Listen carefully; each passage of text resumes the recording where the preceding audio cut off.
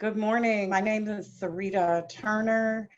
I am the Vice President of U.S. Programs for the Institute for Sustainable Communities. I want to welcome everybody to our webinar this morning, Climate Change and Communities, Part 2 of Planning for a Just Recovery in the U.S., Cities and Communities. In this webinar, for those of you that were able to join last week, we had, or maybe it was a week before last now, we had a webinar, the same webinar title, but part 1 that really focused on just recovery in the international space. So I am so excited to be joined here today by Dr. David Nabarro and Shamar Bibbins. If you all would go ahead and turn your video on so everyone can see you, that would be great. I am going to run through a few logistics that we want the participants to know. And that is that the webinar will be recorded. So we will send out recording to all of the attendees that are registered so that you can view later if you happen to miss or you want to share the webinar with other folks. There will be a Q&A. So please, during the webinar, use the chat feature to submit any questions. And please include your name and your organization and the city you are joining us from with your question. We really are interested in knowing who you are, as well as wanting to get your questions. The chat function is disabled, so you won't be able to chat amongst yourselves. You will just be able to submit questions. But if you have any technical issues, you should submit that as though you are submitting a question. I think I'll go ahead and introduce our wonderful speakers who have taken time out of their busy days to join us this morning, and then we can jump right in to the webinar. We have joining us from Detroit, Michigan, we have Shamar Bibbins, who serves as the Senior Program Officer for Environment at the Kresge Foundation, where her grant making supports policies and programs that help communities build resilience in the face of climate change. Shamar plays a lead role managing Kresge's Climate Change, Health, and Equity Initiative. This is a national initiative in partnership with Kresge's environment and health programs to address the intersection of disparities between climate, health, and equity as it relates to health impacts of climate change. And where ISC serves as a national program office, I have to put that plug in. And so we are so blessed that we get to dialogue with Shamar on a regular basis. Dr. David Nabarro is a medical doctor. He currently is co-director of the Imperial College Institute of Global Health Innovation at the Imperial College London and strategic director of his Swiss-based social enterprise 4SD, which supports systems leadership for sustainable development. In February 2020, David was appointed Special Envoy of the World Health Organization, Director General on COVID-19. He has worked in over 50 countries in communities and hospitals, governments, civil societies, university, and in the United Nations programs. So look at how blessed we are to have two expert, amazing leaders and speakers joining us this morning to share about the impacts of COVID-19 on our communities and how we may address them. However, before we jump into this conversation, it's really important that we acknowledge the moment that we're in this country and the intersection between the uprising of communities across this country and also communities now across this nation around the treatment of Black Americans at the hands of the police. And recognizing that this issue is not new, it is systemic.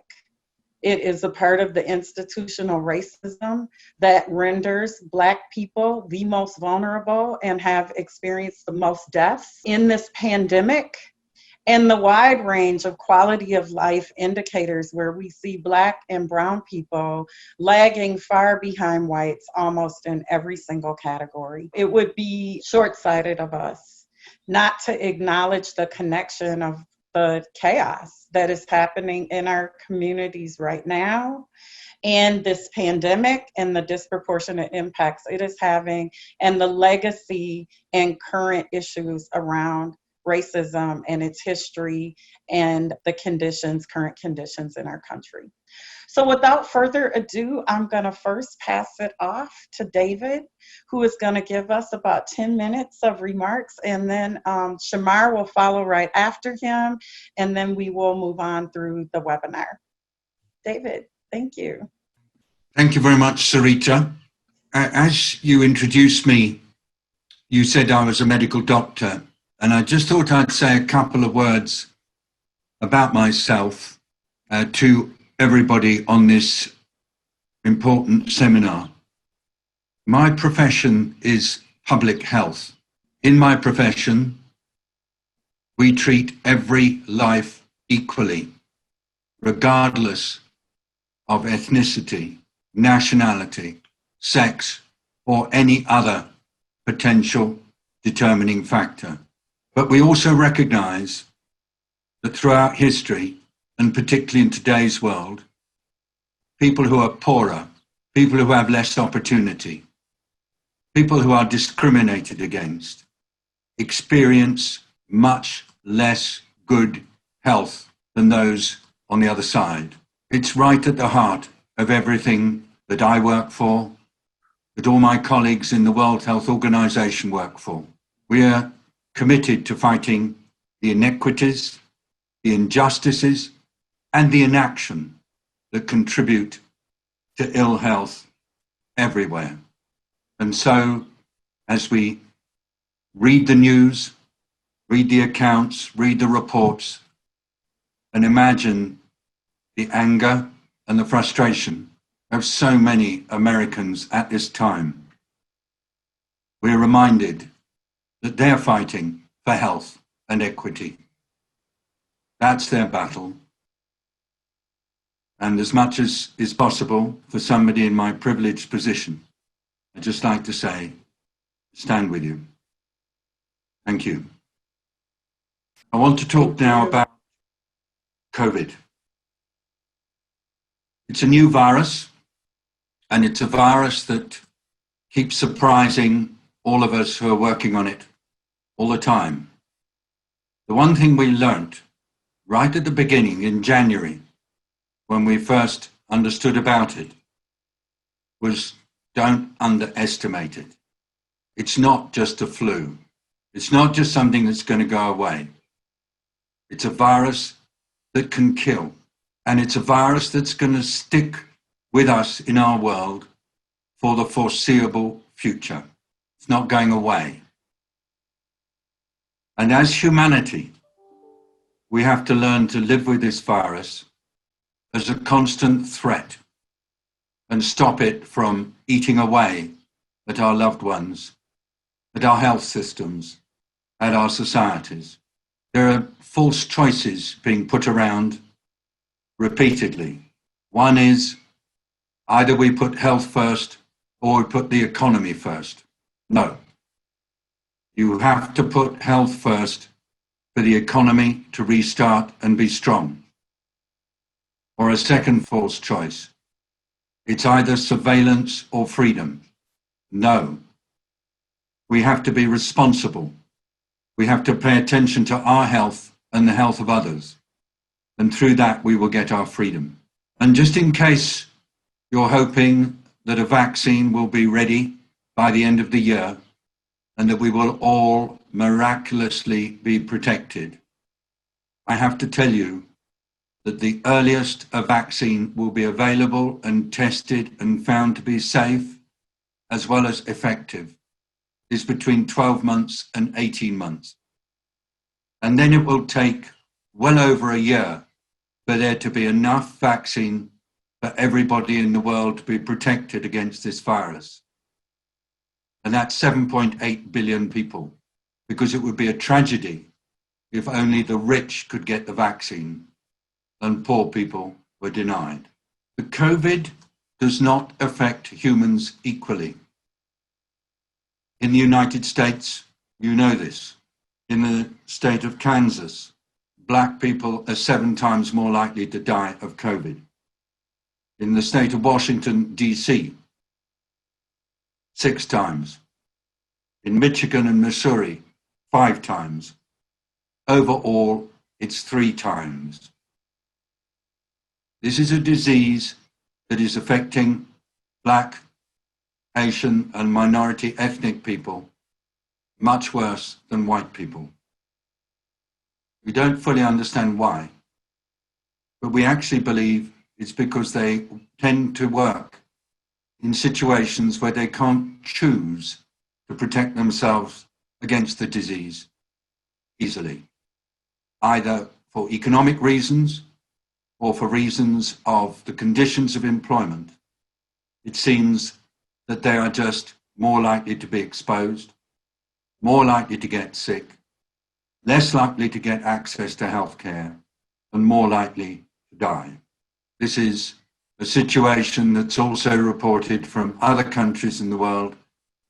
My own country, the UK, has a similar challenge. As we look at the responses to COVID, one of them includes stopping people from moving around to reduce the spread of the disease. And that involves some form of stay-at-home order or lockdown. But the people throughout the world who are being most adversely affected by these containment measures are poor people. We have an alarming increase in levels of hunger, malnutrition among children, levels of poverty, lack of access to schooling, harassment of various kinds, violence, sometimes domestic violence, associated with the containment measures. It's really important that we do everything possible to ensure that there is equity, not only in relation to the disease itself and the extent to which people can get access to treatment, but also in relation to the containment measures. COVID is revealing structural inequities in our societies everywhere. But the situation is really not all bleak. It's not good and it's disturbing, but it's not bleak. Humanity has an opportunity in this time of COVID to demonstrate the extraordinary capacities that we all have to work together with different forms of leadership, not the kind that is just out front and making remarks all the time, but a leadership that actually brings people together, helps them build on each other's strengths, that welcomes their different capacities. The leaders who do this best, no surprise to any of you, are women. And we see that again and again in COVID responses. Just look at what Jacinda Ardern, the Prime Minister of New Zealand, has been able to do, or Angela Merkel, the Chancellor of Germany. And there are many other examples, including in the Caribbean, where we're seeing extraordinary women leaders, for example, in Barbados. COVID is a time when we recognize the power of community, because actually the people who will most help us to live with COVID are ourselves. We will learn how to change our behaviors to reduce risks to ourselves, risks to our children, risks to our families. Our children may not get the disease, but they will be affected in other ways. In our families, we need to protect older people, and we need to be super responsible, and we will do that. But we need the services of government to support us. We need the services of universities, the services of local organizations, the services of our religious communities, whatever they may be. We need to be able to be tested. We need to be able to be treated. We need help to trace our contacts. We need public health services that serve the people and that take account of the reality that COVID does not affect everyone equally, that there are some communities that need special attention, particularly communities where most people are Black. So there is opportunity, and that opportunity will come from supporting good community action, from encouraging enlightened leadership, from empowering women leaders everywhere, from enabling all of us to find within ourselves the spirit that is the essence of humanity, and that will enable us to work together to be stronger, not just in dealing with this disease, but in tackling the structural inequities that exist in our society, seeing and hearing people who are trapped without opportunity and enabling them to have the opportunities to grow. Then we will be able to deal with other realities, the destruction of nature and the climate change, which is going to affect us all and is already affecting hundreds of millions all over the world so badly. My role is international. My role is universal. My commitment is to everybody, whoever they are. And I will continue doing this, and my colleagues in the World Health Organization are committed to doing this. And we're grateful for the opportunity to connect with you today. Thank you.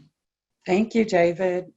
You said some things in there that were extremely powerful and that I know that we want to circle back to during our Q&A and prior to the Q&A, the discussion between you and Shamar. And right now we want to turn to Shamar to ask her to give us her opening remarks, and then we will move into a dialogue between the two of you. Thank you, Shamar. Thank you, Sarita. And thank you so much, David, for those compelling and powerful remarks. My comments will really build on a lot of what you said, and really want to thank you for your tremendous leadership during these challenging and unprecedented times. Thank you for all that you do at the World Health Organization. Your clarity of thought and passion and compassion at this time is so needed and so important. I really appreciate you, David, and Sarita for taking a moment to acknowledge and lift up the moment that we are in, and I want to do that as well, and really acknowledge the deep sadness, the grief, the anger, and the frustration that is prevalent in the U.S. right now from the death of George Floyd, who is one of the latest in a series of Black and brown people who have lost their lives to police brutality in recent months. So not only are we dealing with the health, economic, social effects of COVID-19 that David so eloquently laid out, we're experiencing the pandemic as we bear witness to this explosion of uprisings, powerful uprisings that have taken place over the last several days, both here in the States and cities across the U.S., but also now globally. That's ignited by what is another type of pandemic that has persisted in this country over a long and painful history of racial inequity and abusive practice in law enforcement. And in addition to all of that, many cities and communities, as we know, are dealing with managing co-occurring impacts from climate change. In fact, today begins the hurricane season here in the U.S. Wildfire season is underway, systemic flooding precipitates. In fact, just last week here in central Michigan, which is about 100 miles north from where I sit in Detroit, and where the Kresge Foundation is located, 2 dams were breached by heavy rain, causing catastrophic flooding that wiped out an entire lake and forced thousands of residents to be displaced right now while they're dealing with the pandemic, right? And we know, of course, of the tsunami, all of the events that have taken place across the globe.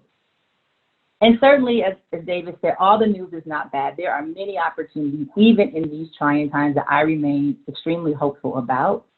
But it is important, I think, as we have this conversation about the equity dimensions of the pandemic, that it is critically important that we not only acknowledge the persistent and systemic and historical inequities that COVID-19 has exposed, but it's imperative that we create solutions that really focus explicitly on integrating those closest to the problem, the needs, the priorities, the leadership of those most impacted, so that we are able to more directly address those inequities in a systemic way. So I want to share a little bit about our work at the Kresge Foundation to try to do just that. I'll share a bit about what we are learning from the pandemic by working with our grantee partners and how we're responding and adapting before we move into a dialogue and discussion. For those of you who may not be as familiar with the Kresge Foundation, we're a private national foundation. We're located in southeastern Michigan in the Detroit metropolitan area. And we work to advance structures of opportunity in American cities through grant making and social investments in arts and culture, education, environment, health, human services, community development here in Detroit, as well as place-based efforts in Memphis and New Orleans. Since 2014, our environment program, where I sit, has worked at the intersection of U.S. cities, climate change, and equity. And more specifically, we help cities combat and adapt to climate change while advancing racial and economic equity. So, well before COVID, our work really focused on supporting cities, a wide range of leaders in cities, municipal staff, networks of sustainability officers, other urban practitioners working on climate change or who have the ability to influence decision-making and investments about climate change, nonprofit organizations, and community leaders. And we were supporting them and continue to support those individuals and organizations and networks to take a holistic and integrated approach to what we call comprehensive climate resilience, which for us means the intersection of simultaneously working on climate change mitigation, climate change adaptation, and social cohesion. Social cohesion, putting people at the very center. And all of that work with a thread of racial equity lens through all of it. One of the things we know for sure in the context of COVID is that the urgency around climate change remains. And because of that, we believe that our work is more important than ever. We certainly know, right, like the flooding and the hurricanes and wildfires are not on hold because we face a health crisis. And in fact, similar to COVID, climate change is a threat multiplier. It exacerbates social, economic, and health inequities, of course, on a slower time horizon than what the pandemic is showing us. Some have even noted that the COVID crisis can be seen as a dry run for the scale of disruption that will come with climate change over time. And because of that, and because we believe that climate change is the greatest public health threat of this century and is one of the most important social determinants of health, we feel that our work is critically important, particularly during this time. And as David has laid out, and as many of us know, that many of the organizations and communities that we're talking about today that we work with, COVID-19 was just one more risk on top of the cumulative risk that they face every day. So with that said, the urgency of our work, the implications for equity, of course, the pandemic has had profound implications on the grantee partners that we work with, as well as the local and regional governments whose policies that they seek to influence. For us, what we have been trying to do, like many others, because of the grave uncertainties, we are trying to remain as an adaptive posture as we can, monitoring the situation, trying to remain flexible and fluid. We know that is not easy. And like many others, we are learning as well of how to just be fluid and adaptive. We're doing many things that you would imagine a funder might do, things we feel responsible to do. Everything from, of course, providing extra funding to support our grantee partner organizations. So far, we've invested the environment team alone over $500,000 to help our grantee organizations pivot in this moment to meet the immediate needs that they face within their communities. Many who are doubling down and doing mutual aid in addition to their climate work, while also helping sure that they have the capacity to continue to advance climate solutions that are equitable and just.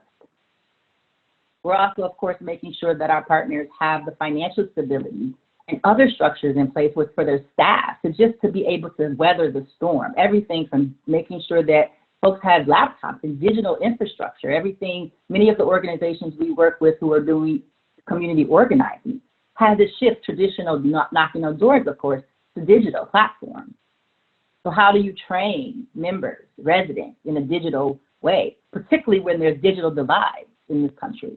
So we've been trying to monitor and understand how we can support that. Mental health resources are critical right now. We're hearing a lot from our partners of the need to provide their staff and leaders of organizations with mental health resources, and also other particular resources for leaders of color as they deal with all of the things that particularly in this moment, as we've already described. But one of the things that I'm actually most excited about, and one of the things I'm learning the most about in this moment, are opportunities that we're able to collaborate with our partners beyond what I call the financial resources. We're doing a lot of peer learning and hosting and facilitating exchange amongst our grantees. Actually, in partnership with ISC, manage our climate change, health, and equity initiative, we've heard loud and clear from those grantees that they want to be in communication with other partners and other groups that they don't necessarily know that well or are getting to know across the country, so that they can learn from each other and tackle some of the challenges together. And so we've been hosting a series of virtual peer learning webinars for many of these grantees, who include not only community-based organizations who are very close to the problem, but are also grantees who work within healthcare systems, who are public health departments, networks of public health departments, who are healthcare practitioners and networks, who are also really trying to understand how to push through their work right now around climate and equity in the context of COVID, how to make the connections, but also how to make the case that we also still need to be focusing on the interconnections of all of these different crises.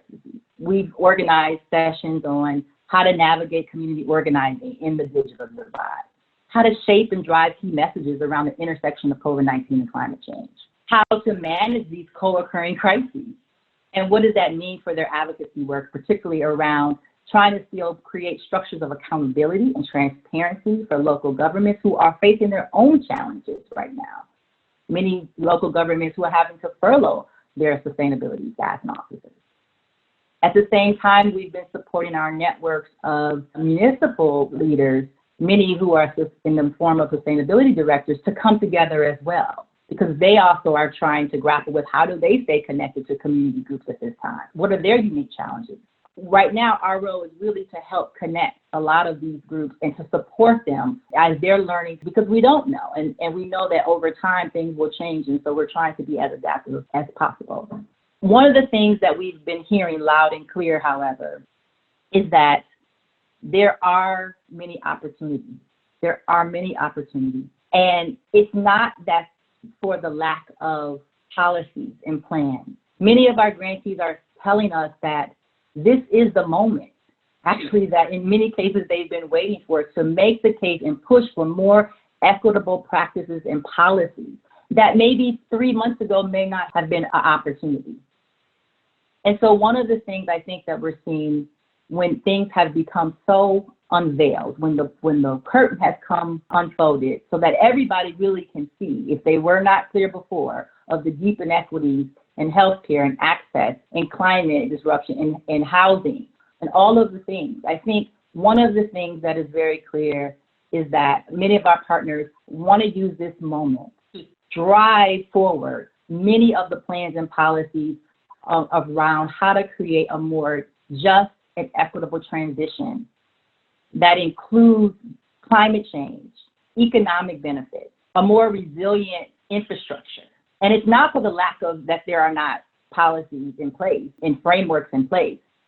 Many of it is a lack of leadership, lack of investment, but there are things on the table right now that were already in works before COVID came. And I think these are opportunities that many are seeing for us to drive through.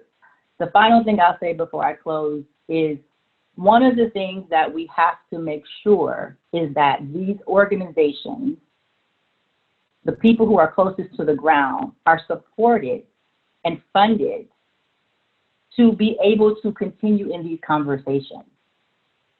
There was a recent study that came out that showed the disparities of who gets funded, and that many of the organizations led by people of color, many of the organizations who touch the populations that we're talking about, people of color, Black and brown communities, are woefully underfunded to be able to engage in these conversations.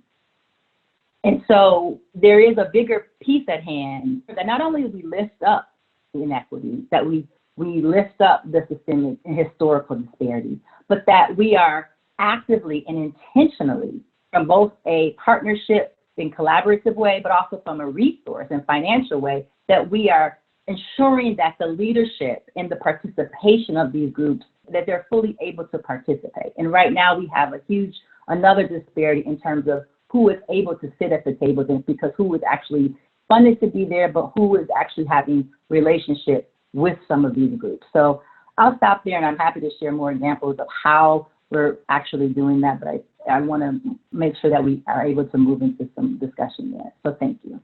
Thank you, Shamar.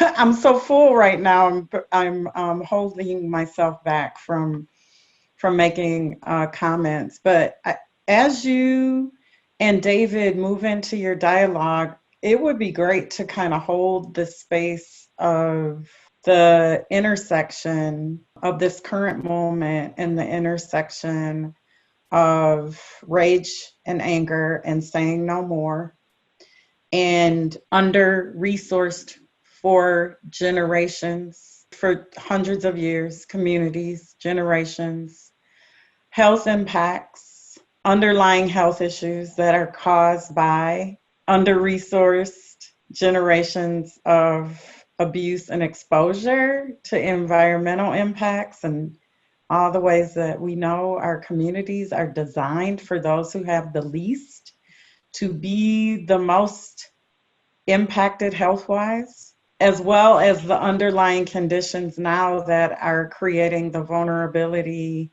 to COVID and vulnerability to death as it relates to a police conduct.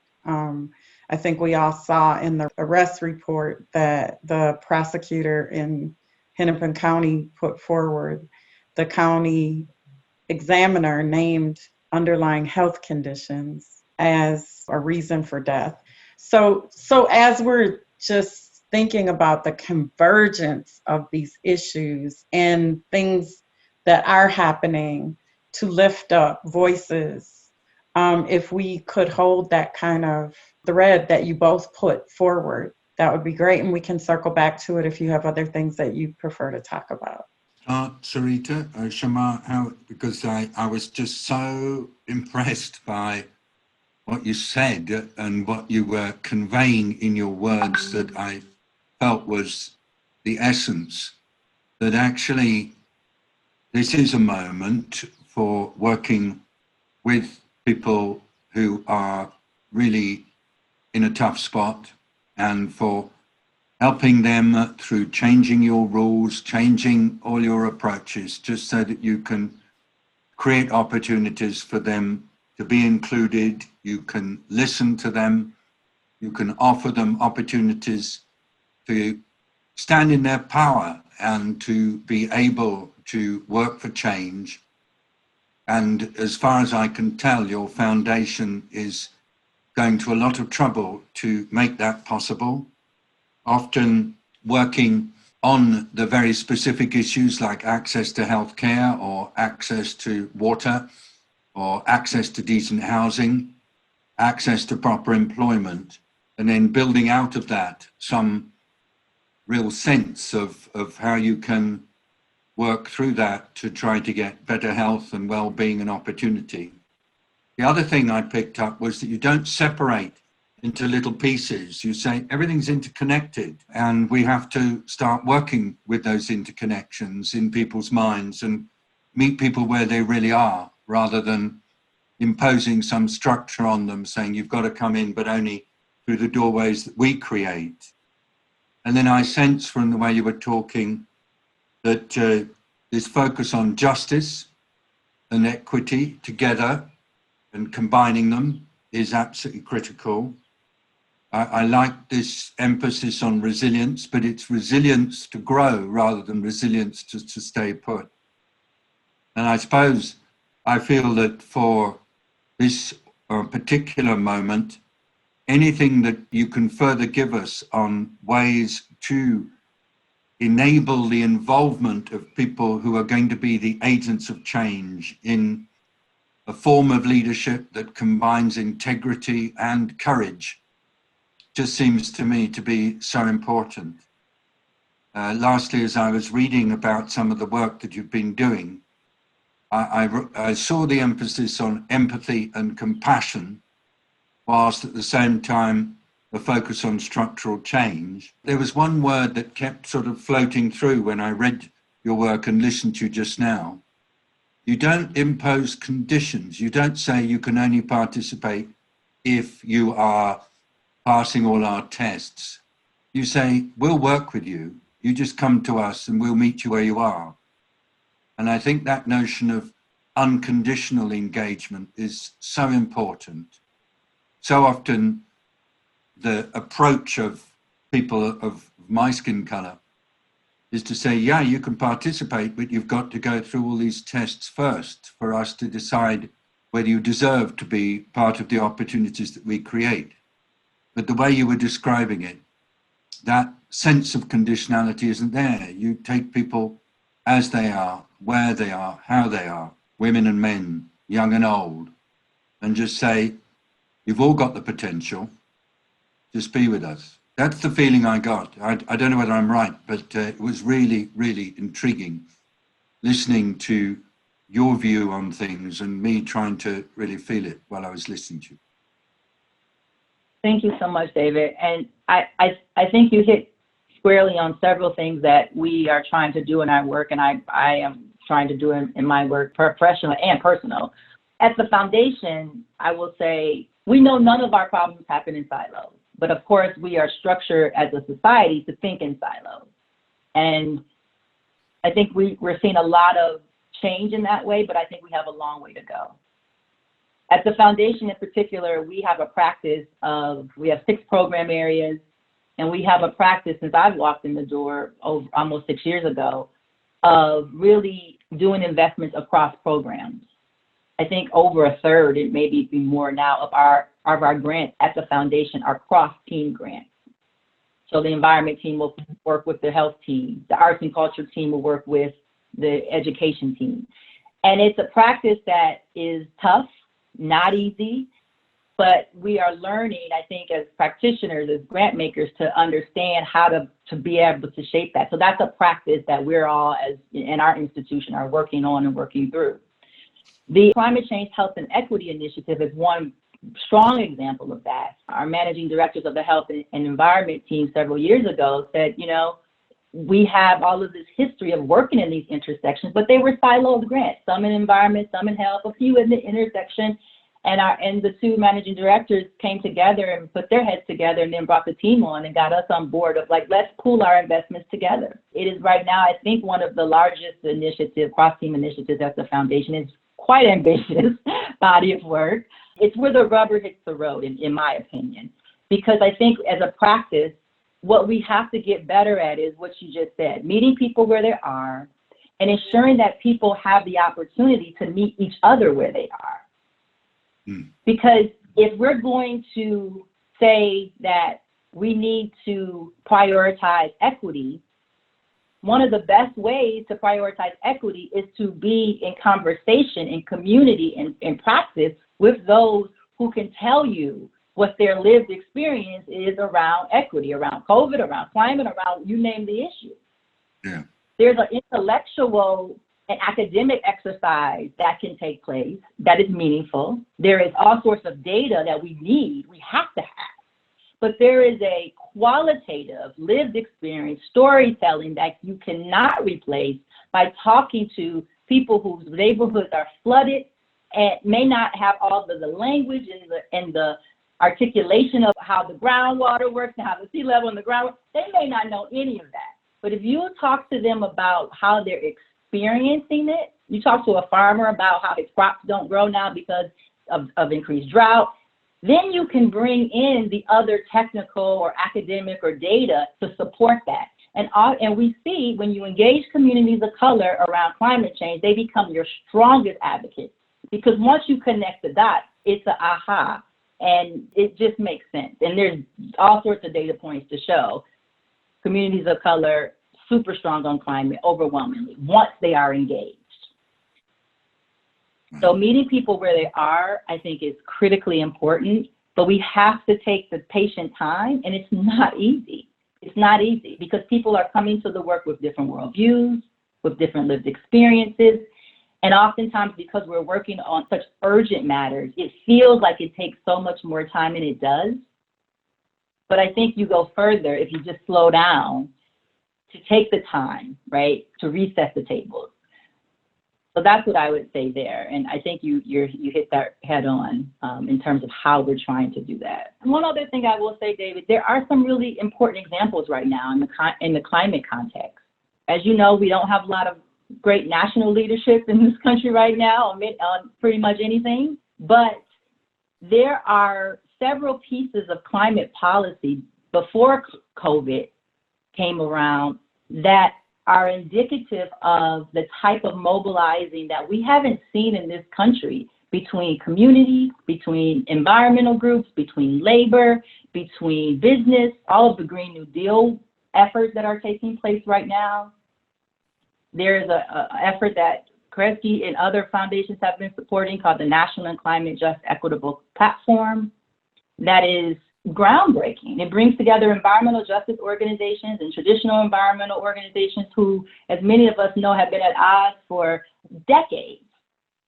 But to your point, Sarita, of no more, people know that we can no longer be at odds about the things that are imperative to our survival. And so I think people are willing to try to meet people where they are in this moment, and even before this moment. But this moment, I think either we do it or we die. Yeah. And that's pretty much where we are. Yeah.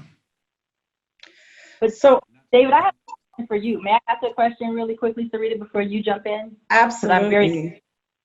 David, you mentioned a really important piece in your opening remarks about leadership. Yes. And I could go on and on about that. But I'm curious, in terms of the U.S. recently pulled up its funding from the World Health Organization. And I'm very curious of your observations, remarks, feelings that you and your colleagues have about that, and any particular advice actually you would have for us and things that we may be able to be helpful with the advocacy community here in the States. Would love your take. Thank you. Well, I'm not really going to try to speak for Tedros, the Director General, who has been thinking very hard about how to react. But I'll talk a little bit for myself, if you don't mind, Shamar. I'm terribly disappointed, most of all. You see, ever since I started my work in public health, I've been inspired by so many brilliant American health actors from all over the country, from all the different sections of society, people of color, white people, and others. You've just been a friend to the world. Smallpox wouldn't have been eradicated without the US. The polio program, huge amount of effort from the US. All the work I did on bird flu in 2005, backed by the US. When we were dealing with Ebola, your president responded to the calls of my boss, the Secretary General of the United Nations, and to the requests from the president of Liberia, and offered extraordinary support that transformed the mood of the country and helped the people find the strength to get on top of that crisis. It's just so disappointing not to feel that in this, the most extraordinary battle that I've ever known in public health, the US people and the president are just not part of the whole global response in the same way. I suppose I'm hopeful that the people of US are still there, still have that extraordinary global focus that's been there for years, bipartisan, powerful, much more than the money. It's that sense of common endeavor and shared goals. So the disappointment is just the sense that we've lost a really valuable partner just at a time when we need that partner the most. Because this virus has only just started its journey across the world. It's only just started causing mischief. And it's not going away, and it's going to cause such terrible suffering. And we need all the energy and all the capacity of everybody, every single nation, every single leader, to help the world get ahead of this virus, which it can do. We know it can. We know it's possible. It just requires attention to some key details and collective action. So that first thing is disappointment. And I just really hope that the American people are still with us. My second is just, I find it hard to explain to my family, to my friends, to my children, why right in the middle of this incredible crisis that's affecting everybody, including many, many people in the United States, why pull out now? It's like taking away a fifth of the fire trucks from a fire that you're fighting right in the middle, the time when you need the fire trucks the most. It's just hard to explain to anybody. Because if you were mad about things that we've done in the last few months, then of course we're all ready to be questioned and examined. You know, we operate under very close supervision of 194 countries, so we're used to it. But if you were mad with us, surely you'd get us to try to finish the job and to do it properly, and then give us our beating. And that would make sense. But to do it right in the middle, just that's the thing I can't explain to anybody. And I suppose that's just a question I have to go on asking. So I hope the American people are still with us. And I hope that perhaps the people behind this decision will find a way to say, okay, we're going to do it, but we'll let you finish the job. And then we'll give you the interrogation and whatever else when you've done it. That's what I would have thought most people would want. That's my reactions. I'm sorry they're a bit incoherent, but it's not been an easy one to cope with the last few days. Thank you. Thank you for that. Yeah, David, I find your comments to be quite coherent. Because if you could explain your question, then I would have to wonder about you. so I feel so grateful that you cannot explain. I don't think any of us who are looking at this whole situation from the point of humanity and what's best for humans. Earlier, you said health first, right? If you don't have health, you don't have to worry about having any money, do you? Shamar, you were talking most recently about data. And we got a great question about data, so I want to turn back to that one really quickly. And also, we got a great question about policy. So I'm going to combine the two of them for both of you to respond to. So we got a question from Ignacio, who works for a nonprofit working with communities to revitalize all lands, urban, rural, tribal, through technical assistance and training, and is recognizing that climate itself cannot be a siloed expertise or area of concern, that it really has to cut across all of the different ways that we talk about resilience building and what makes a healthy, vital community. And so they have been looking at the Gini coefficiency, EPA's EJ screen, walk scores, various federal stats, H+T index, food deserts, etc. And really are wondering, are there some other data indicators that they should really be thinking about as they're going about doing this revitalization work? And then also thinking along that same line, what are some of the creative and innovative policy solutions that communities should be working to advance? Shamar, you mentioned that that's happening. Can you give us some more details? And any, David, that you can think of as well? So as far as the, I'm happy to follow up offline with the individual about the data because I'm not quite sure where they're working. I do know that in California, I'm not sure if any of their work is in California, but there is an effort in California that organization APAN has been working with some funders there to really take a look at the various different data platforms, including California EnviroScreen, some of the public health databases, but really look at where there are gaps specifically in the data, specifically around vulnerable communities and climate change. Many of the data sources there are really great. However, advocacy groups and others are finding that there are some gaps, particularly around vulnerable communities, climate change, and the overlays between that. So instead of recreating the wheel, what they're really looking at is how to be additive and meet the gap needs between what exists and what doesn't exist. So that's one effort in particular that I just know that's taking place around California. But perhaps we can follow up offline just because it's very specific also to probably where they're working. So that was what I would say about the data.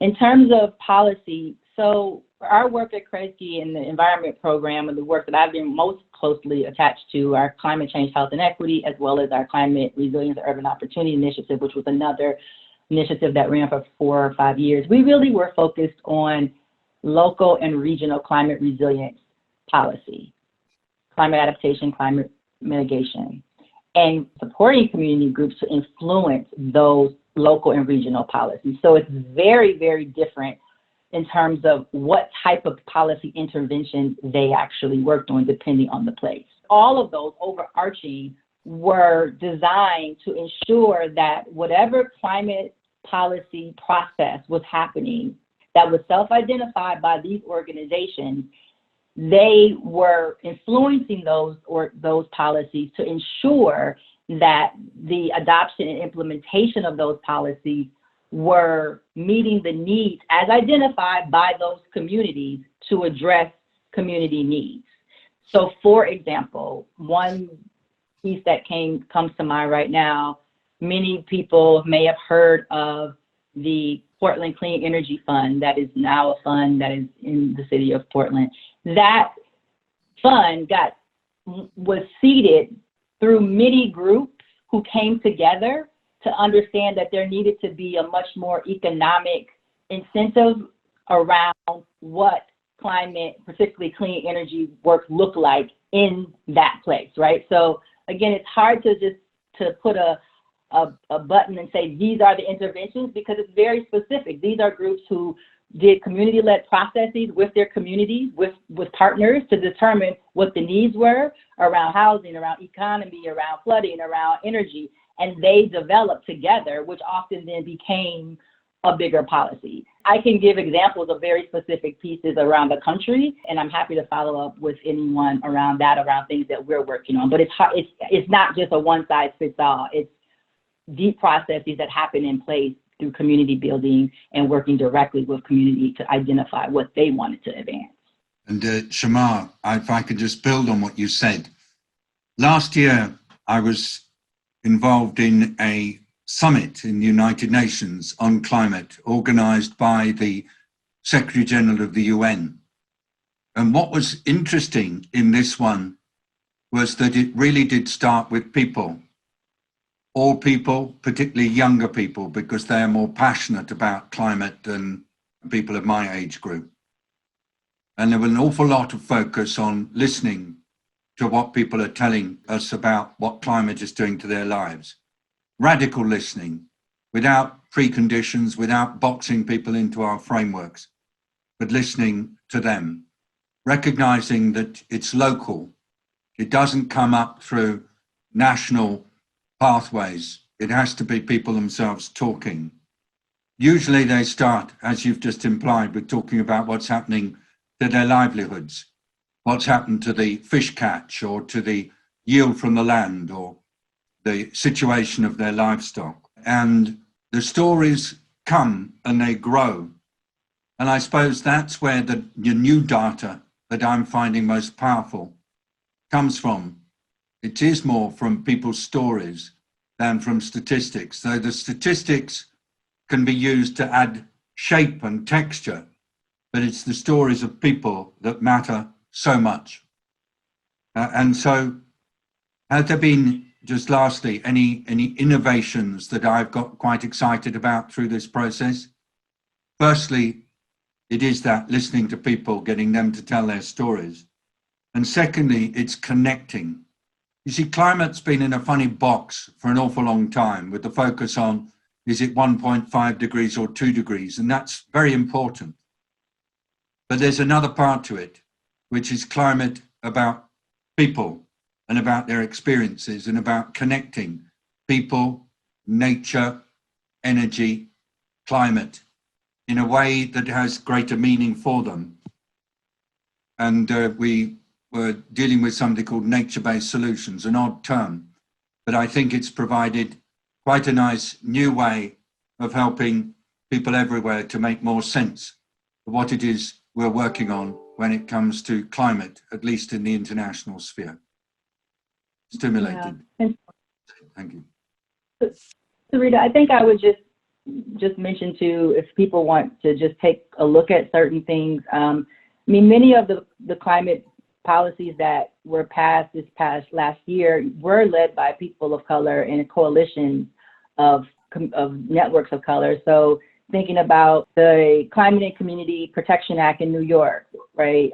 Huge, aggressive, ambitious body of work led by multiple coalitions, many of them, people of color led. Again, I mentioned the Portland Clean Energy Fund, state policies, Washington State, front and center, who is a people of color led organization, really played a large role with that, in addition to many other organizations. So, I mean, there are many. New Mexico state policy had a lot to do with many communities of color who were leading the charge and helping push the tipping point on. So, I mean, there are lots of policies that we've seen in just this past year around climate here in the U.S., state and local. And now, again, the policy platforms I mentioned, Green New Deal, that's going to a 50-state strategy, the Equitable and Just Climate Platform. I mean, many things that are taking place now that are encouraging because they are being, there's leadership of climate justice advocates and other people of color-led networks who are shaping all of that, and many more that I am definitely missing. But those are just some examples. Thank you both for your responses, and just to thank you for kind of coming back, Shamar, and listing out those examples. And we can compile those and we will send them out to everyone that is registered so that you do have that information. I think one of the things that I want to just take a moderator privilege to lift up, and what Shamar just said and what David has continued to come back to, this leadership is coming from the communities themselves.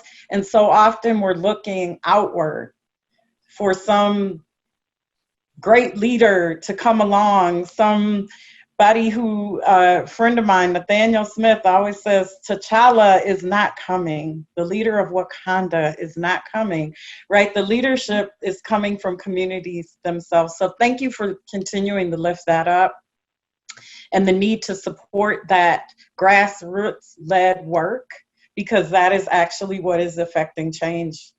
And so I also want to circle back a little bit to the data piece, but then add this question that we just got. One of the things that we've continued to look at ISC is the intersection around quality of life indicators and vulnerability to climate change. And across every vulnerability to climate change, we're finding that if people really already had a great quality of life and they had some money, that the vulnerability to climate impacts wouldn't be as devastating, and they could recover, and they could even recover stronger, as we see the data shows for more affluent communities.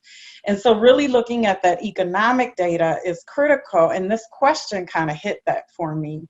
This question is coming from Khalil, and he is asking, what more can we say about the lessons from COVID-19 for climate transition from a fossil fuel to a green economy? like really moving people and thinking about the conditions in communities where you have no money. And so your car is under ill repaired.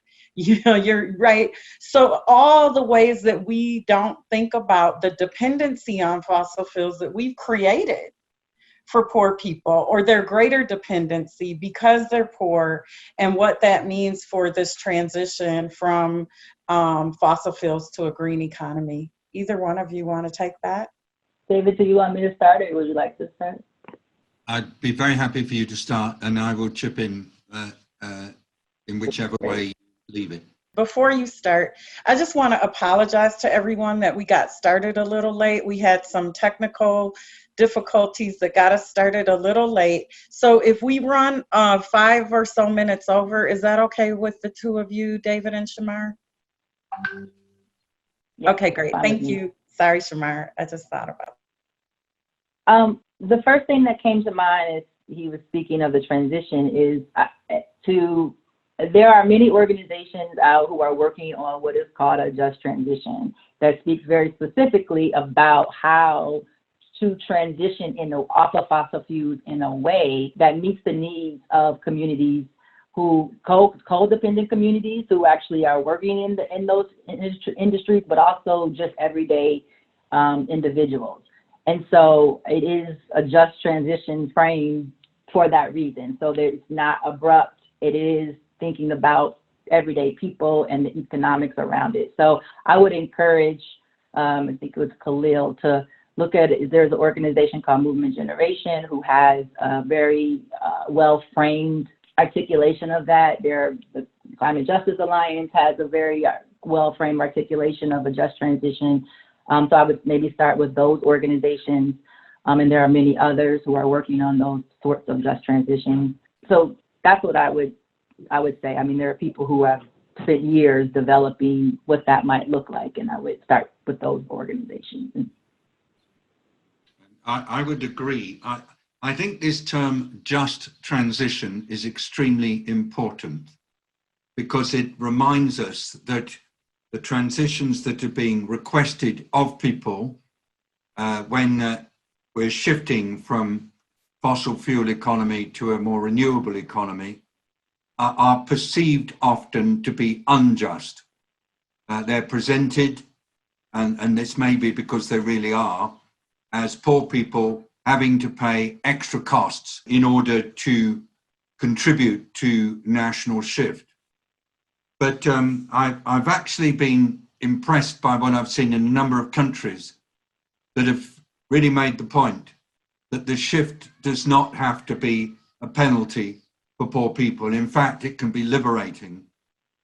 Costa Rica, I know it's a small country, but I've studied very carefully the way in which within their country they've been able to find opportunities for the transition to take place, which do benefit some poorer communities. Slightly knocked on the head by COVID, unfortunately, because suddenly tourism has plummeted. I see the same approach being taken in Fiji, in Colombia, particularly the care being taken to make sure that in the transition, indigenous people's rights are being realized, a tough issue in the country as it emerges from war. And then perhaps again coming back to New Zealand, where a real effort is being made to try to go for a just transition as well.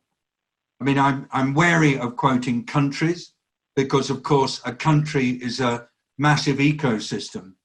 And what instead I'd like to suggest is that as we look at this issue that Khalil has identified, we approach the transformation and transition as a systems issue rather than as a linear issue. It's a multiplicity of systems that have to shift. And I suppose as somebody who actually believes that systems leadership is the way forward, you will forgive me if I offer you, Khalil, a suggestion that if we have time afterwards, we could correspond about the value of a systems approach to these kinds of transition, because in the end, I believe that with people at the center, that is the only way to go. If we try to do it by picking up pieces of the puzzle, we will probably find ourselves with a whole stack of new problems that we hadn't anticipated. And David, it reminds me of what you mentioned earlier. It's the false choices, right? I think we are always, there's always this notion that we have to make these false choices, that we can't transition because of whatever the false choice is put in front of us, right? And I think, you know, this is a moment where, true enough, a lot of the transition, systems transitions, just transitions have been very broad frameworks. And then there's also this false notion that comes, well, that's just the framework. What's the actual policy? Well, you have to have a frame and a vision before you can actually move and execute on something. So I just mentioned that because as you were speaking, it reminds me of how we have to really hold steady and be very clear and very intentional in this moment about what the vision is, what's the North Star we're really trying to accomplish. That is rooted in systems change. That is actually changing all of the levers and systems across and not taking these siloed, minuscule, you know, incremental steps. We don't quite have time for that in this juncture. So I appreciate to pick up on that, Shamar, sorry to interrupt. The business about false choices suits certain interests who want to present policy choices as an either or, because then that facilitates various interests that they're pursuing in other places. When you talk and engage with people, and people themselves are finding solutions, they always present it as a balance of multiple different elements rather than an either or. Because real people spend their time juggling. They don't go for A or B. That's for the movies. But real life is juggling multiple issues simultaneously, often within some awful power structures that make the juggling very difficult. But it is juggling and struggling. And I think that systems thinking is an effort to try to reflect the realities of the juggles and struggles rather than this falsehood of it's A or B, sorry, otherwise you're out. That's not how it is. Mm-hmm. I agree. Thank you both. I think that we're over time, and thank you both for being willing to stay a few extra moments. I do, before we jump off, I'm just trying to go back and find a comment from Linda. I think Linda's from Minnesota, which is where I'm from as well.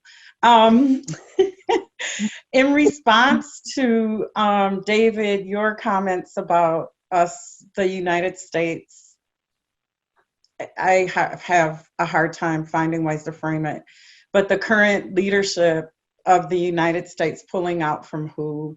And Linda said, just to assure you, many Americans support the funding of WHO.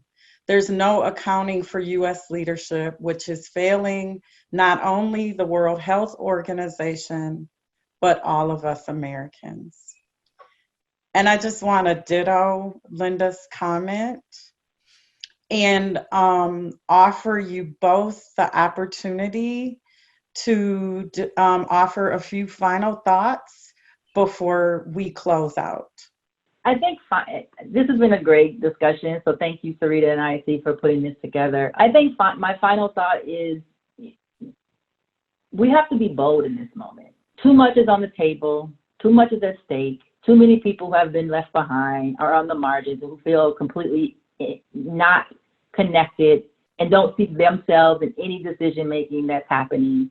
And so the more that we can, in all of our work, whether you're a funder, whether you're working in government, whether you're on the community side, try to ask the question, who's not at this table?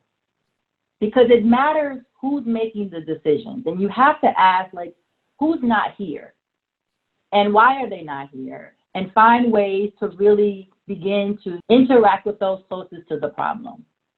Because those closest to the problem have enormous solutions and should be a part of how we address equities, whether it's around COVID, climate, or anything else that comes our way.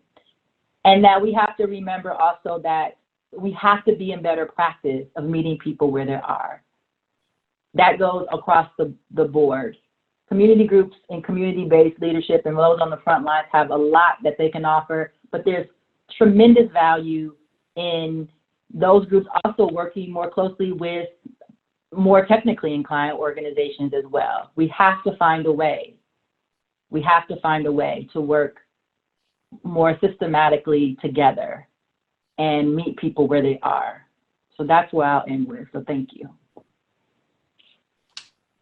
Thanks, Shamar. David? Thank you very much indeed, Sarita. We are all called to lead at this time. Not just those who are called leaders, not just those who are the bosses, but every single one of us, whoever we are, we're all called to lead. We have to do it through connecting, through being people-centered, and through, as Shamar just said, including in a very clear and systematic way everybody who ought to be at the table, and that means everybody. And this is required universally in every nation, among all people, whether we're dealing with COVID or inequity or the damage to nature or climate or all other big tragedies. But it has to start where we are, because we've got so many tragedies to deal with in our own lives and in our own communities. And yes, we have to meet people where they are. And that means being really good at understanding each other's perspectives and at feeling the rhythm and the pace of their own emotions rather than imposing our rhythm and pace. Again, as Shamar said earlier, and understanding that context really matters. Where you are, it matters so much. Not in this abstract talk where you try to take everything out of context, doesn't help at all. And I have just 4 words that I think define the kind of leadership that will take us forward. First of all, as Shamar said, we have to be ambitious. Anything else is just a waste. Secondly, we must be audacious. Bravery is key. But I think we all have to be brave. All of us have to be ready to take the hits. We have to be authentic, because it's about us as people connecting all the different parts of ourselves, our emotions, our rational beings, and our instincts and our intuition. Authenticity matters so much. And fourthly, we must be accountable at all times to those who we seek to serve. Thank you for the chance to be with you today for this extraordinary moment.